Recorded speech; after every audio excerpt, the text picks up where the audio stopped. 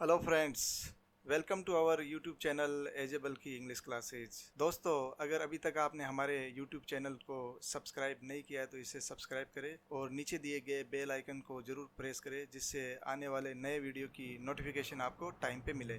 तो शुरू करते हैं आज का टॉपिक। आज का टॉपिक है प्रेजेंट इंडेफिनेट टेंस, यानी अनिश्चित वर्तमान काल। दोस्तों, इस टॉपिक को बेहतर तरीके से समझने के लिए आप इस वीडियो को शुरू से लेकर आखिर तक देखें, जिससे कि इस टॉपिक से जुड़े हुए सभी पॉइंट्स है वो क्लियर हो जाए। प्रेजेंट इंडेफिनेट टेंस को समझने के लिए हम दिए गए पॉइंट्स पर डिस्कस करेंगे। सबसे पहले हम देखेंगे प्रेजेंट इंडेफिनेट टेंस का जो उपयोग है वो क्या है। सेकंड पॉइंट है प्रेजेंट इंडेफिनेट टेंस की पहचान। तीसरा पॉइंट है प्रेजेंट इंडेफिनेट टेंस की क्रियाएं, इसके अंदर कौन कौन सी क्रियाएं हैं वो काम करती है। चौथा पॉइंट होगा प्रेजेंट इंडेफिनेट टेंस के विभिन्न पैटर्न्स, और जो आखिर में है वो है प्रेजेंट इंडेफिनेट टेंस के विभिन्न प्रकार के सेंटेंसेस।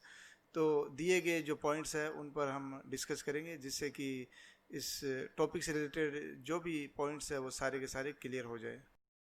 सबसे पहले देखते हैं प्रेजेंट इंडेफिनेट टेंस का उपयोग। प्रेजेंट इंडेफिनेट टेंस का प्रयोग हैबिट्स, जनरल ट्रूथ्स, बार बार की जाने वाली क्रियाओं या अपरिवर्तनीय स्थितियों, भावनाओं और इच्छाओं को व्यक्त करने के लिए किया जाता है। आमतौर पर जब कोई क्रिया नियमित रूप से या अनित्य रूप से होती है, उस स्थिति में प्रेजेंट इंडेफिनेट टेंस का उपयोग किया जाता है।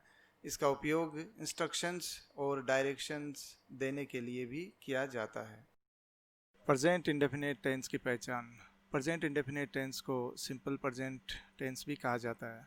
हिंदी वाक्यों के अंत में ता है, ती है, ते है, ता हूँ, ती हूँ, ते हो आदि शब्द आते हैं। जैसे कि मैंने यहाँ पर कुछ वाक्य दिए हैं। पहला वाक्य है रमेश स्कूल जाता है। दूसरा वाक्य है वह स्कूल में अंग्रेजी पढ़ाती है। तीसरा वाक्य वे स्टेडियम में क्रिकेट खेलते हैं। आखिर में है मैं रोज़ अखबार पढ़ता हूँ। तो इस तरह से हमें ये पता चलता है कि इस टेंस के हिंदी वाक्यों के अंत में क्या आता है। ता है, ती है, ते हैं, ता हूँ, ती हूँ, ते हो आदि। अगला पॉइंट है प्रेजेंट इंडेफिनेट टेंस की क्रियाएं। प्रत्येक टेंस में दो तरह की क्रियाएं होती है, मेन वर्ब और हेल्पिंग वर्ब। तो सबसे पहले देखते हैं प्रेजेंट इंडेफिनेट टेंस की मुख्य क्रियाएं। सभी प्रकार के वाक्यों में मेन वर्ब की फर्स्ट फॉर्म का उपयोग किया जाता है। केवल अफर्मेटिव सेंटेंस में हम मुख्य क्रिया के अंत में एस या ईएस लगाते हैं, यदि सब्जेक्ट एक वचन ही, सी, इट, नेम या कोई सिंगुलर नाउन हो तभी। जिन मुख्य क्रियाओं के अंत में, यानी जिन मेन वर्ब्स के अंत में o, double s, c h, s h, x और डबल जेड होते हैं, तो ऐसी मुख्य क्रियाओं के अंत में क्या लगता है, ई एस लगता है। जैसे कि गो, तो इसमें क्या है, आखिर में ओ आया, तो इसमें हम क्या लगाएंगे, ई एस लगाएंगे, तो बनेगा क्या, गोज। उसी तरह से पी ए डबल एस, पास, तो अंत में क्या आया, डबल एस आया, तो इसके अंत में हम क्या लगाएंगे, ई एस लगाएंगे, तो क्या होगा, पासेज। इसी तरह से सर्च, अंत में सी एच आया तो इसके साथ भी ई एस लगेगा, सर्चेज। इसी तरह से क्रश है तो क्रसेज, फिक्स है तो फिक्सेज, बज है तो बजेज। तो कहने का तात्पर्य ये है कि प्रेजेंट इंडेफिनेट टेंस के अंदर सभी प्रकार के वाक्यों में मेन वर्ब की फर्स्ट फॉर्म का उपयोग किया जाता है। केवल अफर्मेटिव सेंटेंस में आपको ख़ास तौर से ये ध्यान रखना है कि हम मुख्य क्रिया के अंत में एस या एस लगाते हैं, तो उसमें कंडीशन क्या है, यदि सब्जेक्ट एक वचन हो तभी ये नियम लागू होगा। अगर सब्जेक्ट एक वचन है तभी, अन्यथा सभी प्रकार के वाक्यों में हम मेन वर्ब की फर्स्ट फॉर्म का ही प्रयोग करते हैं। हेल्पिंग वर्ब्स यानी सहायक क्रियाएं। डू या डज सहायक क्रियाओं यानी हेल्पिंग वर्ब्स का प्रयोग सभी प्रकार के वाक्यों में किया जाता है, सिवाय अफर्मेटिव सेंटेंसेस के। डू सहायक क्रिया का प्रयोग प्लूरल सब्जेक्ट्स यानी बहुवचन कर्ताओं, जैसे कि आई, वी, यू, दे, नेम्स या प्लूरल नाउन्स, इनके साथ है वो डू सहायक क्रिया का प्रयोग वो किया जाता है। डज सहायक क्रिया का प्रयोग सिंगुलर सब्जेक्ट्स यानी एक वचन कर्ताओं, यानी कि ही, सी, इट, नेम या कोई सिंगुलर नाउन्स, इनके साथ है वो डज सहायक क्रिया का प्रयोग वो किया जाता है। नोट, डू या डज सहायक क्रियाओं का प्रयोग अफर्मेटिव सेंटेंसेस यानी कि सकारात्मक वाक्य में नहीं किया जाता है। इस टेंस के जो अफर्मेटिव सेंटेंसेज है, सकारात्मक वाक्य है, उन वाक्यों में हेल्पिंग वर्ब्स का प्रयोग है वो बिल्कुल नहीं किया जाता है। प्रेजेंट इंडेफिनेट टेंस के विभिन्न पैटर्न्स। सबसे पहले देखते हैं अफर्मेटिव सेंटेंस के पैटर्न को। तो सबसे पहले इसमें आएगा सब्जेक्ट। सब्जेक्ट के अकॉर्डिंग हम वर्ब की फ़र्स्ट फॉर्म या वर्ब की फ़र्स्ट फॉर्म के साथ एस या एस है वो लगाएंगे, और उसके बाद में वाक्य के अकॉर्डिंग ऑब्जेक्ट, प्लेस और टाइम आएगा। इसी तरह से अगला है नेगेटिव सेंटेंस का पैटर्न। तो सबसे पहले आएगा सब्जेक्ट। सब्जेक्ट के अकॉर्डिंग हम डू या डज में से कोई एक हेल्पिंग वर्ब लगाएंगे, उसके बाद में नॉट लगेगा, और उसके बाद सभी प्रकार के वाक्यों में वर्ब की फ़र्स्ट फॉर्म, और बाद में वाक्य के अनुसार ऑब्जेक्ट, प्लेस या टाइम। इसी तरह से अगला है इंट्रोगेटिव सेंटेंस यानी प्रश्नवाचक वाक्य। तो प्रश्नवाचक वाक्य के मैंने यहाँ पर दो पैटर्न वो दिए, हेल्पिंग वर्ब से शुरू होने वाले वाक्य और WH वर्ड से शुरू होने वाले वाक्य। तो पहला जो पैटर्न है हेल्पिंग वर्ब से शुरू होने वाले वाक्यों का, तो उसमें सबसे पहले आएगी हेल्पिंग वर्ब, वो भी सब्जेक्ट के अकॉर्डिंग, डू या डज में से कोई एक, उसके बाद में सब्जेक्ट, सब्जेक्ट के बाद में वर्ब की फर्स्ट फॉर्म, और उसके बाद में वाक्य के अनुसार ऑब्जेक्ट, प्लेस या टाइम। दूसरे टाइप का जो पैटर्न है इंट्रोगेटिव सेंटेंस का, वो है WH वर्ड से शुरू होने वाले वाक्य। तो सबसे पहले कोई भी एक WH वर्ड जो कि वाक्य के अंदर दिया है, उसमें वाट है, वेयर है, वेन है, वाई है, कोई भी जो वाक्य में दिया है वो लगाएंगे, और उसके बाद सब्जेक्ट के अकॉर्डिंग डू या डज में से कोई एक हेल्पिंग वर्ब लगेगी, और सब्जेक्ट के बाद वर्ब की फर्स्ट फॉर्म, और बाद में ऑब्जेक्ट, प्लेस, टाइम अगर वाक्य में दिया हुआ है तो वो लगाएंगे। आखिर में है इंट्रोगेटिव एंड नेगेटिव सेंटेंस के पैटर्न। तो इसमें भी सेम दो तरह के पैटर्न है, हेल्पिंग वर्ब से शुरू होने वाले वाक्यों का और WH वर्ड से शुरू होने वाले वाक्यों का। तो ये सभी प्रकार के जो पैटर्न्स है वो आपको समझने आए, ताकि वाक्य बनाने में आपको आसानी हो। अब देखते हैं प्रेजेंट इंडेफिनिट टेंस में बनने वाले विभिन्न प्रकार के सेंटेंसेस को। तो सबसे पहले लेते हैं अफर्मेटिव सेंटेंस यानी सकारात्मक वाक्य को। तो इसमें जैसे कि मैंने पैटर्न्स में बताया था, तो सबसे पहले आएगा सब्जेक्ट, सब्जेक्ट के बाद में वर्ब की फर्स्ट फॉर्म या वर्ब की फर्स्ट फॉर्म के बाद एस या एस, वो भी सब्जेक्ट के अकॉर्डिंग, और उसके बाद में ऑब्जेक्ट, प्लस प्लेस और टाइम। तो देखते हैं सबसे पहला वाक्य, I play football in stadium at 1 o'clock। मैं 1 बजे स्टेडियम में फ़ुटबॉल खेलता हूँ। तो यहाँ पर देखो आई आया सबसे पहले सब्जेक्ट, और आई क्या है, प्लूरल सब्जेक्ट है, इसलिए इसके बाद क्या आया, प्ले यानी वर्ब की फर्स्ट फॉर्म, और उसके बाद में है फुटबॉल, फुटबॉल क्या है, ऑब्जेक्ट है, और ऑब्जेक्ट के बाद में क्या आ गया, प्लेस आ गया स्टेडियम, और उसके बाद में 1 o'clock टाइम आ गया। तो इसी तरह से सारे वाक्य आपको देखने हैं। सेकेंड वाक्य है, we watch movie in cinema hall on Sunday. हम रविवार को सिनेमा हॉल में फिल्म देखते हैं। तो इसी में भी सेम वही है, सब्जेक्ट प्लस वर्ब की first form plus object plus place और time. We watch movie in cinema hall on Sunday. तो वी क्या है, इसमें सब्जेक्ट है, और वॉच क्या है, वर्ब की फर्स्ट फॉर्म है, मूवी क्या है, ऑब्जेक्ट है, और उसके बाद में सिनेमा हॉल ये क्या, प्लेस है, और संडे क्या, टाइम। तो ये वाक्य, दूसरा वाक्य वो भी पैटर्न के अकॉर्डिंग है वो बना। इसी तरह से तीसरा sentence, you teach Hindi in 10th class at 1 o'clock। आप 10वीं कक्षा में 12 बजे हिंदी पढ़ाते हो। इसी तरह से चौथा वाक्य, he reads newspaper in library every day. वह प्रतिदिन पुस्तकालय में अखबार पढ़ता है। पांचवा वाक्य, she washes clothes at home on Friday. वह शुक्रवार को घर पर कपड़े धोती है। तो आप देखिए सेंटेंस नंबर 4 और सेंटेंस नंबर 5 को, इसमें क्या है, सब्जेक्ट के तुरंत बाद क्या है, हेल्पिंग वर्ब जो है, सॉरी जो मेन वर्ब है रीड, उसके बाद क्या लगा हुआ, एस लगा हुआ है, और पांचवें वाक्य में मेन वर्ब जो वाश है उसके साथ ES लगा हुआ है। तो हम देख सकते हैं कि किस तरह से मुख्य क्रिया के बाद में एस या ES वो लगा हुआ है। इसी तरह से छठा वाक्य भी यही है, Ratan sells fruits and vegetables in market. Ratan बाजार में फल और सब्जियां बेचता है। तो सब्जेक्ट सिंगुलर सब्जेक्ट है, इसलिए मुख्य क्रिया के बाद में क्या लगा, सिर्फ एस लगा है। नेगेटिव सेंटेंसेस यानी नकारात्मक वाक्य।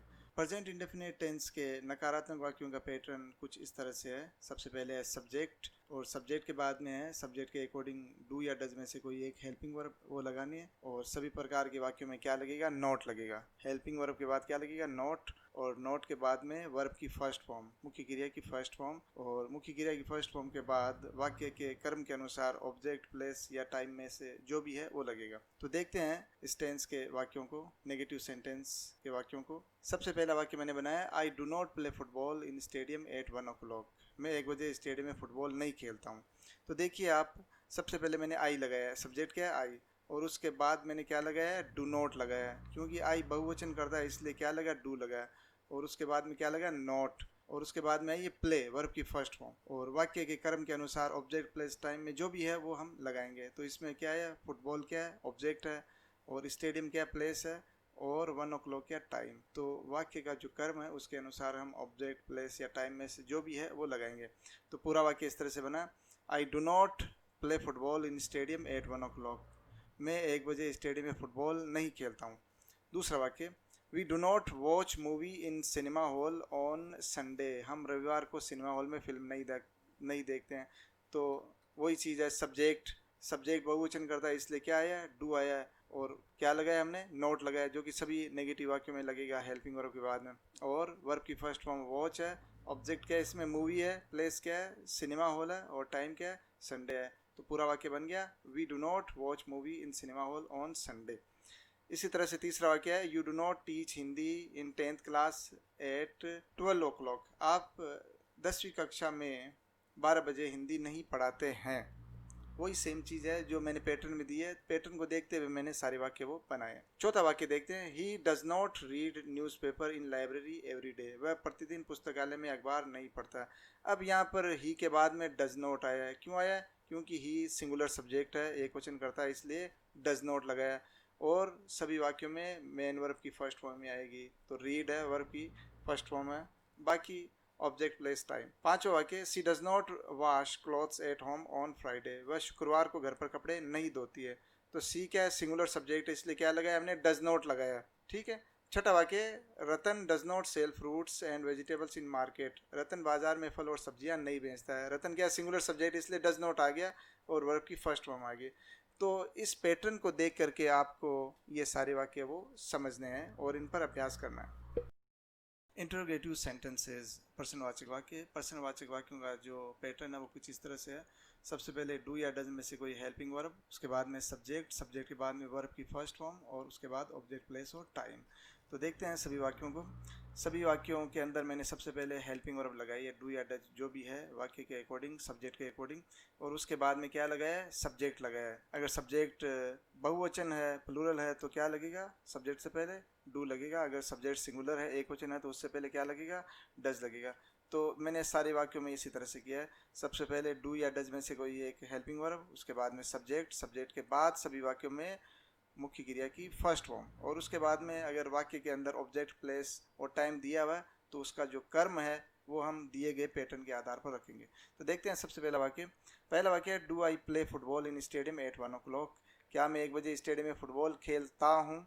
दूसरा वाक्य है, do we watch movie in cinema hall on Sunday. क्या हम रविवार को सिनेमा हॉल में फिल्म देखते हैं। तीसरा, do you teach Hindi in 10th class at 12 o'clock। क्या आप 10वीं कक्षा में 12 बजे हिंदी पढ़ाते हैं। और जैसे मैंने 3 वाक्य दिए, पहला, दूसरा और तीसरा, तीनों वाक्यों के अंदर मैंने क्या लगाया, सब्जेक्ट से पहले डू लगाया, क्योंकि तीनों वाक्यों का जो सब्जेक्ट है वो क्या है, बहुवचन है, प्लूरल है, इसलिए तीनों वाक्यों में सब्जेक्ट से पहले डू लगाया और सब्जेक्ट के बाद तीनों वाक्यों में वर्ब की फर्स्ट फॉर्म लगी है। अब देखते हैं चौथा, पांचवा और छठा वाक्य। तीनों वाक्यों में सब्जेक्ट से पहले क्या लगा, डज लगा, क्योंकि तीनों वाक्यों का जो सब्जेक्ट है वो सिंगुलर है, एक वचन करता है, इसलिए सब्जेक्ट से पहले डज लगाया और सब्जेक्ट के बाद तीनों वाक्यों में मुख्य क्रिया की फर्स्ट फॉर्म लगी है। ठीक है ना। तो चौथा वाक्य है, does he read newspaper in library every day. क्या वह प्रतिदिन पुस्तकालय में अखबार पढ़ता है। पांचवा, does she wash clothes at home on Friday. क्या वह शुक्रवार को घर पर कपड़े धोती है। छठा, does Ratan sell fruits and vegetables in market. क्या रतन बाजार में फल और सब्जियां बेचता है। तो इन वाक्यों को देख के हमें पता चला है कि पैटर्न के आधार पर वाक्यों को बनाना कितना ईजी है, आसान है। तो ये सारे के सारे वाक्य आपको पैटर्न को देख करके है वो समझने हैं। इंट्रोगेटिव सेंटेंसेज, प्रश्नवाचक वाक्य, WH वर्ड से शुरू होने वाले प्रश्नवाचक वाक्यों का पैटर्न जो कि कुछ इस तरह से है। सबसे पहले WH वर्ड है वो आएगा वाक्य की शुरुआत में। कोई भी WH वर्ड जैसे कि what, when, where, why, when, where जो भी है वो आपको लगाना है। और उसके बाद में सब्जेक्ट के अकॉर्डिंग आपको क्या लगानी है, हेल्पिंग वर्ब जो कि डू या डज है, जो भी है सब्जेक्ट के अकॉर्डिंग वो लगेगी। उसके बाद में क्या आएगा, सब्जेक्ट आएगा, और सब्जेक्ट के बाद में सभी वाक्यों में वर्ब की फर्स्ट फॉर्म, मुख्य क्रिया की फर्स्ट फॉर्म। तो देखते हैं इस पैटर्न के आधार पर कुछ वाक्यों को। पहला वाक्य है, what do I play in stadium at 1 o'clock। मैं 1 बजे स्टेडियम में क्या खेलता हूँ। दूसरा वाक्य है, when do we watch movie in cinema hall. हम सिनेमा हॉल में फिल्म कब देखते हैं। तो दोनों वाक्यों में क्या आया है, WH वर्ड के बाद में क्या आया, डू आया है, क्योंकि दोनों वाक्यों का जो सब्जेक्ट है वो प्लूरल है, बहुवचन है, इसलिए। देखते हैं चौथा वाक्य, why does he read newspaper in library. वह पुस्तकालय में अखबार क्यों पढ़ता है। तो यहाँ पर डब्ल्यू एच वर्ड के तुरंत बाद क्या आया, डज आया, क्योंकि इस वाक्य का सब्जेक्ट है वो सिंगुलर है, इसलिए डज है। पांचवा वाक्य, when does she wash clothes at home, वह घर पर कपड़े कब धोती है। तो इसमें भी क्या है, डब्ल्यू एच वर्ड के तुरंत बाद क्या है, ये हेल्पिंग वर्ब डज है, और उसके तुरंत बाद क्या है, सी है, सब्जेक्ट है। डज क्यों आया, क्योंकि वाक्य का जो सब्जेक्ट है वो सिंगुलर है, एक वचन है, इसलिए। तो हमें ये सारे के सारे जो वाक्य है डब्ल्यू एच वर्ड वाले, वो पैटर्न को देख करके अंडरस्टैंड करने हैं। इंट्रोगेटिव एंड नेगेटिव सेंटेंसेस, प्रश्नवाचक व नकारात्मक वाक्य। तो इस पैटर्न में आपको खास तौर से पैटर्न के अंदर जो नोट दिया हुआ है उसका खास तौर से ध्यान रखना है, क्योंकि पहले वाले जो वाक्य है इंट्रोगेटिव सेंटेंसेस, उसके अंदर और इस टाइप के सेंटेंस में फ़र्क सिर्फ नोट का है। तो देखते हैं पहला वाक्य, do I not play football in stadium at 1 o'clock, क्या मैं 1 बजे स्टेडियम में फुटबॉल नहीं खेलता हूँ। तो इसमें नहीं आया, इसलिए क्या नोट है वो एक्स्ट्रा लगाना है, वो भी सभी वाक्यों में सब्जेक्ट के बाद में। तो बाकी का पैटर्न सेम है, इंट्रोगेटिव जो सेंटेंस है प्रश्नवाचक जो वाक्य उसी की तरह। और दूसरा वाक्य देखते हैं, do we not watch movie in cinema hall on Sunday, क्या हम रविवार को सिनेमा हॉल में फिल्म नहीं देखते हैं। तो सारे के सारे वाक्य वो आपको इस पैटर्न को देख करके समझने हैं। डब्ल्यू एच वर्ड से शुरू होने वाले प्रश्नवाचक और नकारात्मक वाक्य, इंट्रोगेटिव एंड नेगेटिव सेंटेंस, उनका पैटर्न भी कुछ इस तरह से है। सबसे पहले डब्ल्यू एच वर्ड के बाद में क्या है, डू या डज में से कोई एक हेल्पिंग वर्ब लगानी है। हेल्पिंग वर्ब के बाद में सब्जेक्ट, और सब्जेक्ट के बाद में क्या है, नोट, जो कि आपको खास तौर से ध्यान रखना है। सभी प्रकार के प्रश्नवाचक और नकारात्मक वाक्यों में हम क्या करेंगे, सब्जेक्ट के बाद में नोट लगा देंगे।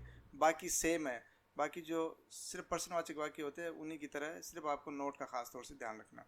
और उसके बाद में क्या है, वर्ब की फर्स्ट फॉर्म और ऑब्जेक्ट प्लेस टाइम। तो देखते हैं पहला वाक्य, what do I not play in stadium at 1 o'clock, मैं 1 बजे स्टेडियम में क्या नहीं खेलता हूँ। तो क्या किया हमने, सब्जेक्ट के बाद में नोट लगाया। बाकी वाक्य सेम प्रश्नवाचक वाक्य की तरह ही है। दूसरा वाक्य, when do we not watch movie in cinema hall, हम सिनेमा हॉल में फिल्म कब नहीं देखते हैं। तो सब्जेक्ट वी के बाद में क्या लगा, नोट। तो सारे के सारे वाक्य आपको पैटर्न के अकॉर्डिंग है वो देखने हैं। सेंटेंसेज फॉर प्रैक्टिस, अभ्यास के लिए वाक्य। यहाँ पर मैंने कुछ अभ्यास के लिए वाक्य दिए। Fill in the blanks the correct form of the verbs given in the brackets. तो खाली जगह के अंदर आपको क्या करनी है, ब्रैकेट में जो क्रिया दी हुई है उसका जो सही रूप है वो आपको खाली जगह के अंदर भरना है। ठीक है, तो सारे वाक्य हैं, हम देखते हैं। पहला वाक्य है राम। तो इस वाक्य को देख करके हमें ऐसे लग रहा है कि ये वाक्य अफर्मेटिव है। तो आपको क्या करना है, सिंगुलर सब्जेक्ट राम है, राम को देखते हुए यहाँ पर क्या करना है, मुख्य क्रिया के अंत में ईएस लगा के लिखना है, Ram goes to school by bus every day. इसी तरह दूसरा वाक्य, उसमें क्या ब्रैकेट में क्या दिया, नॉट टीच। तो नॉट टीच को देख के हमें पता चल रहा है कि वाक्य नकारात्मक है। और सी क्या है, इसमें सब्जेक्ट क्या है, सिंगुलर है, तो क्या आएगा, does not. She does not teach English in 12th class, वह 12वीं कक्षा में अंग्रेजी नहीं पढ़ाती है। तीसरा वाक्य है दे। तो दे क्या है, प्लूरल सब्जेक्ट है, और वाक्य को देख के ऐसे लग रहा है कि ये अफर्मेटिव सेंटेंस है। तो क्या करना है, हमें बहुवचन कर्ता के बाद में हमें मुख्य क्रिया की फर्स्ट फॉर्म लगानी है। तो प्ले को प्ले ही लिखेंगे, they play cricket in school play ground, way school के प्ले ग्राउंड में खेलते हैं। चौथा वाक्य देख के हमें लग रहा है कि ये वाक्य क्या है, प्रश्नवाचक है। तो प्रश्नवाचक वाक्य में क्या होता है, सब्जेक्ट से पहले हम सब्जेक्ट को देख करके डू या डज में से कोई एक हेल्पिंग वर्ब लगाते हैं। तो सब्जेक्ट क्या है, ही है, तो ही से पहले क्या लगेगा, डज लगेगा, और ही के बाद में वर्ब की फर्स्ट फॉर्म जो इसमें दी हुई है वही लगेगी। तो does he watch movie on Sunday, क्या वह रविवार को फिल्म देखता है। पांचवा वाक्य है, वो भी क्या है, प्रश्नवाचक है, डब्ल्यू एच वर्ड से शुरू होने वाला है। तो इसमें सब्जेक्ट क्या है, यू है, तो यू से पहले क्या लगा देंगे, बहुवचन करता है इसलिए क्या लगेगा, डू लगेगा। तो when do you wash your bike at home, तुम घर पर अपनी बाइक को कब धोते हो। इसी प्रकार छठा वाक्य है, वो क्या है, प्रश्नवाचक और नकारात्मक है, इंट्रोगेटिव एंड नेगेटिव सेंटेंस है। तो क्या करेंगे, हम सब्जेक्ट को देख करके क्या लगाएंगे, इससे पहले डू लगाएंगे। Do they not sell fruits in market on Sunday. Thanks for watching the video from beginning to end. अगर आपको वीडियो अच्छा लगा है तो वीडियो को लाइक करें और मेरे चैनल को सब्सक्राइब करें। अगर इस टॉपिक को लेकर आपका कोई क्वेश्चन है तो आप कमेंट बॉक्स में लिखें। थैंक्स।